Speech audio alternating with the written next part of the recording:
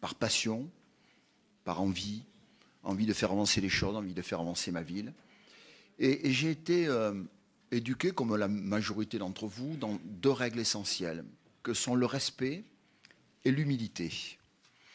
Le respect des autres, le respect de ce que l'on fait.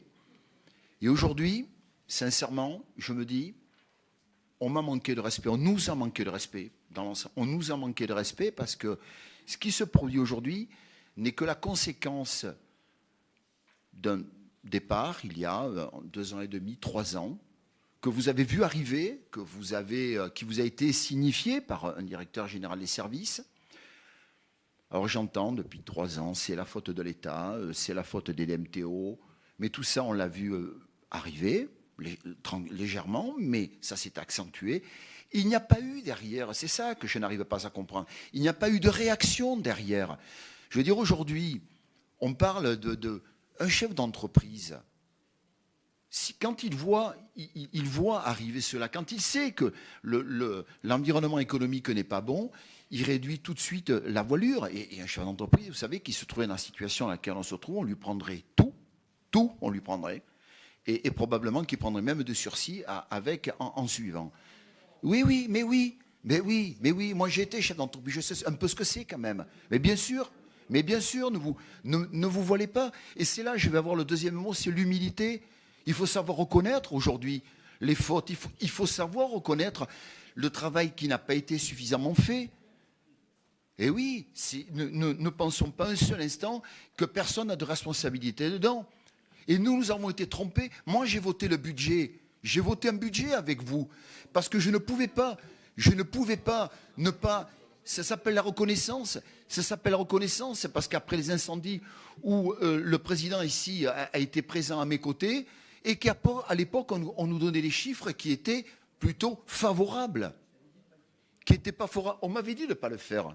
Mais mon cœur m'avait dit de ne pas le faire. Mais c'est comme ça. Ça fait partie de ma vie, de mon éducation. Aujourd'hui, je ne le regrette pas. C'était un moment. Simplement, je me dis, à l'époque, déjà, on nous mentait. Et ça, c'est impardonnable. Ça, c'est impardonnable de mentir. Parce que quand on nous ment à nous, on ment l'ensemble. Aujourd'hui, des Girondins, parce que quand j'entends maintenant, ouais, attention, les Girondins, on ne va plus voir. On ne peut pas prendre les gens en otage. C'est avant qu'il fallait se peser toutes les conséquences que ça allait avoir. On n'allait plus pouvoir, à un moment donné, aider des gens qui étaient dans le besoin. C'est ça aujourd'hui la réalité. C'est qu'on ne va pas pouvoir aider des gens qui sont dans le besoin parce que c'est la conséquence d'une gestion qui n'a pas été bonne. Donc aujourd'hui, il ne faut accuser personne. C'est avant qu'il fallait faire. Il y a eu des soutiens, des subventions volontaristes trop importantes. Il est là le problème de fond, tout simplement. Voilà, moi aujourd'hui c'est une grosse déception. Et le mot démission, je le prononce moi aussi.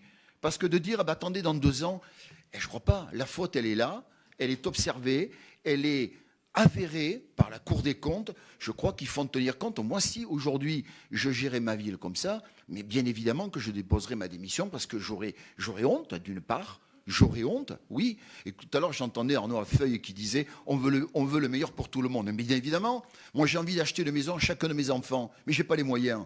Donc je ne le fais pas. Il y a des moments, il faut savoir quels sont nos moyens, ce qu'on peut faire et ce qu'on ne peut pas faire. Et ça n'a pas été fait. Donc c'est pas des erreurs, ce sont des fautes.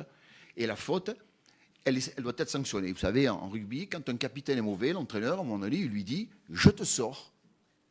Eh oui, c'est aussi simple que ça, mais c'est la réalité. Je crois qu'aujourd'hui, il faut que nous prenions conscience qu'il y a un déficit de plus de 100 millions que vont devoir payer les Girondins, et notamment le personnel ici, puisqu'il va y avoir des licenciements. J'en suis désolé pour eux. Ils ont certainement fait du bon travail, mais ils vont être sanctionnés pour certains.